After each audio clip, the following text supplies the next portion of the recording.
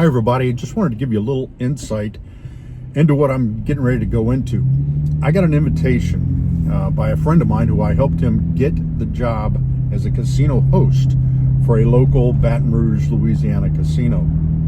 Now, he sent me an invite to what we call a meet and greet.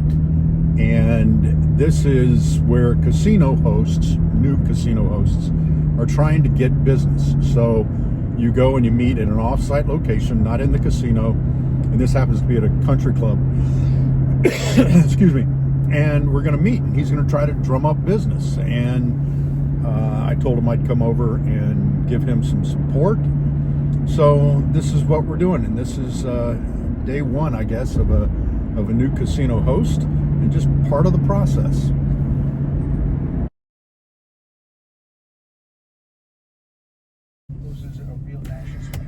Okay, it dawned on me that I really haven't explained what a casino host is. So a casino host back in the day was the relationship manager. They would develop all these relationships with players, and sometimes players that aren't just in your casino, but they could be all over the country. And you would do things to build that relationship, strengthen that relationship, and in essence act as a concierge for that particular player or group of players. Now, each casino host, and I'm talking back in the day, each casino host would have what we called a Rolodex, because they used to be handwritten. The names, the numbers, the likes, the dislikes, the things that those particular players liked. That casino host was responsible for managing that. Now, that list, or that Rolodex as we called it, had a value. So we knew that every time player X would come into the casino, he would be worth a certain amount of revenue to us. Actually, we would track that not only per visit, but over the course of a year. Now, if you've got a portfolio as a casino host of players, it could be millions, tens of millions of dollars.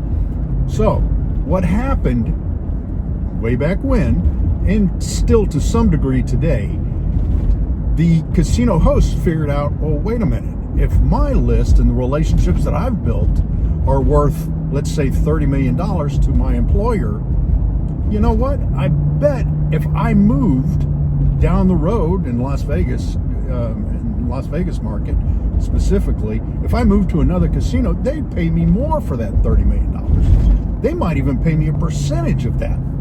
So my list became valuable, extremely valuable to that particular casino.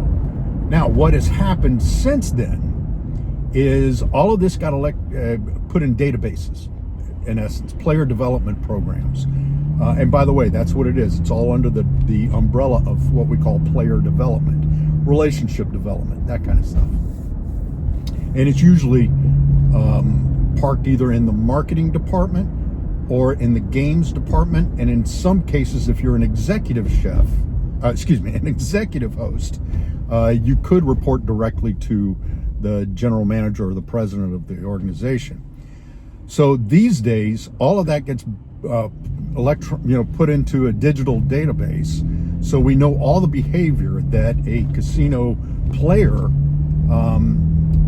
does within the casino. You know, players club cards. That's where that comes into focus. So me as a casino host, let's say at a modern casino, I would work my shift.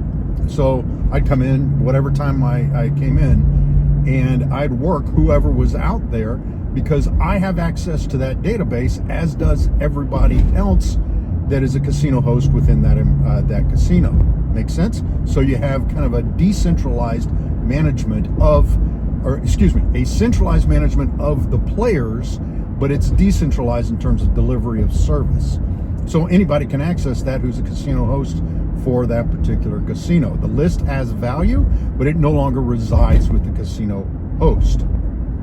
Hopefully that all makes sense. So that prevents people from shopping their lists or shopping their relationships. So what do we do today? Right now, like I said, I introduced a friend of mine. He used to be a banker, relationship manager at a banker is what they called him. And he got laid off for, I think the bank sold or something like that. Anyhow, he was a great guy. And we got him a job as a casino host for one of the casinos in Baton Rouge, Louisiana. And what he's trying to do is build his list, his database. And I'm gonna say hi to him and see how he's doing, give him some support. And it's going to be interesting to see who all comes to this. But this is just a normal way of building business. Now, if you want to get into the casino business, a casino host is a great place to start. Now, of course, you'll have to develop your own list and your own relationship to players and all of those wonderful things. And these days you work shifts, but there are some situations where you work all the time, because if you've got a player that says, hey, I want to go to the casino tonight, are you around? You're going in, because that's revenue. And these casino hosts handle comps. They know what the players like. They know what they like to eat. They know where they like to stay, the kind of rooms they like. They know their drink of choice. They know if they want to go to a show. They know which kind of shows they get, and they will comp that. Okay? They handle that type of relationship. But yeah, they have their own P&Ls, profit and loss statements, and they know which players are worth more and which ones aren't. But nonetheless, their job is to mine that list and keep it active and keep those players engaged with the casino, and ultimately prevent them from going elsewhere. So there you go. Hopefully that's a little taste of what they do. And yeah, if you got any questions on it, let me know. More to come.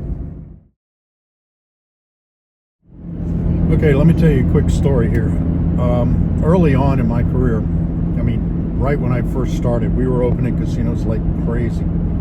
And we would hire two types of casino hosts. One would be somebody who's been in the business quite a while, and they were going to come with their knowledge and hopefully with some of their built-in relationships, so they help us with automatic revenue. And then the second type would, of course, be brand new people, and we'd hope they would learn from the senior hosts that we would hire.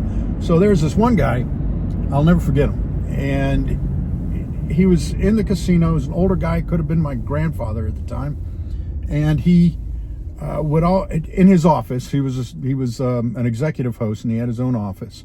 He had a phone on his desk, and he had a 3-ring binder, a little inch or so 3-ring binder. And one day I went in there, I said, "What, Mr. Charlie, what's in that binder there?" And I'm thinking it's his list and all the dirty secrets of all the players that he had helped. And he said, "Oh, it's my photo album. You want to take a look?" Sure, why not? Now, we had gotten him from Laughlin in Nevada. And so we went through, and just to make a long story short, he was the casino host for Elvis and John Wayne. So that tells you how connected and how important a casino host is, because he was the direct line for that casino that he worked with to some of the stars. But that 3-ring binder was all of his photos of all the people that he had worked with.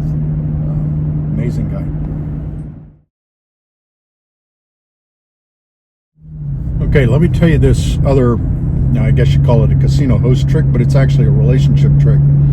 It's called good, better, and best. Now, let's say we've got a casino host. His name is Roland, okay? And I'm a casino host, but I'm with a player, all right? We'll call the player John. I'll say, I want to make the introduction, or what we call a handoff. So I said, "Hey, Roland, this is John. John is a player here," okay?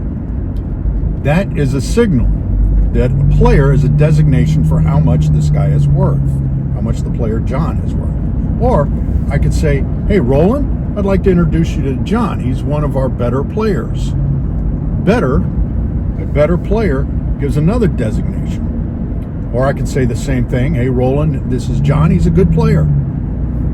Good means something. So that handoff seems very casual and just way of introducing somebody, is actually a signal saying this is how much the guy is worth.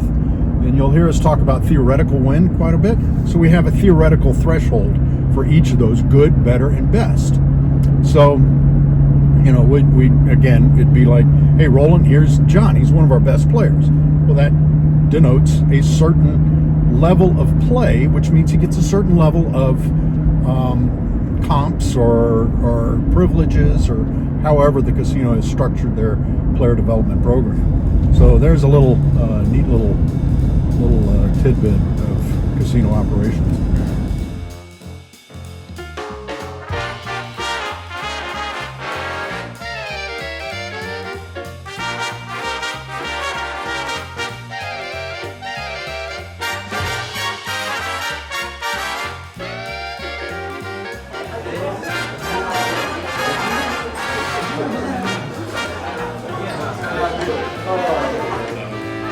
We hope that you guys have a good time. So thank you guys for coming. Cheers. Hey, how's it going, everybody? I am marketing for corporate.